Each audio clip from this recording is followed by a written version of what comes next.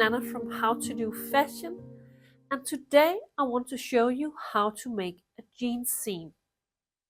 First, I will show you how you do it, and then afterwards I will show you how it could look in a final project. You have to sew the pieces together with the wrong side facing each other. On this piece I have 1.5 centimeter seam allowance because I want my seam be around 7 or 8 millimeter in the end.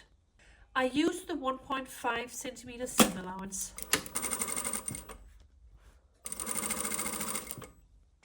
So now I need to press, and I have 1.5 centimeter of seam allowance on both the front and back side. So I need to cut down one of the seams. The seam needs to turn the same way that I cut the seam allowance. So if I cut the seam allowance on this one, this is the back piece, I will turn the seam like this. If I cut it on this is the front seam, I need to turn it like this. But I want this to go towards the back. So I cut down to 0.7, that's the half of the existing seam allowance. I press the seam backwards. So now the seam cover the trimmed down seam allowance. I always also turn the fabric and do a press on this side as well, because on this seam I think that the final finish really depends on the pressing. And then I just fold in the seam allowance and I press. This fabric is a bit difficult to press, but if you're working in a classic jeans fabric, it's much easier. And because it's a difficult fabric to press, I just make some pins to secure my pressing before I make the final top stitch. And I just sew along the folded edge.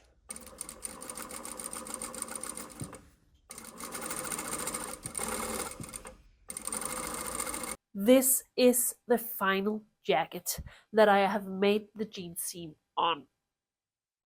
I really love this seam because it's a very strong seam, but it's also a seam that is very, very flat.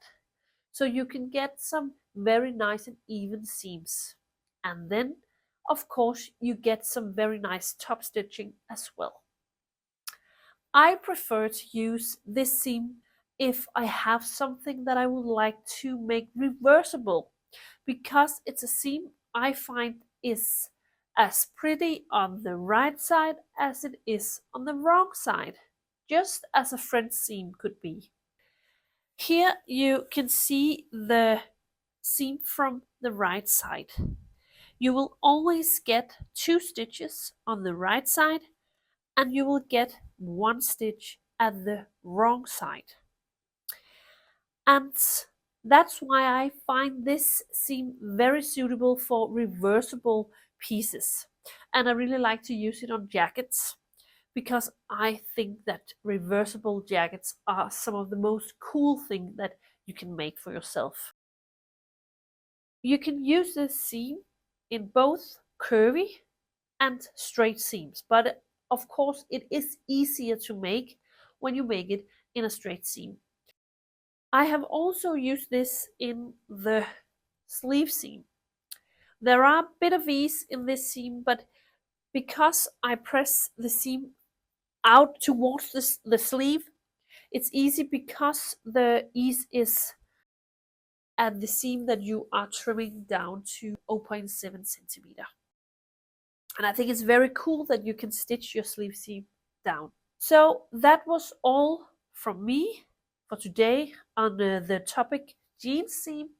And I hope you learned something and enjoy it. And then I hope to see you next week. Have a nice day. Bye.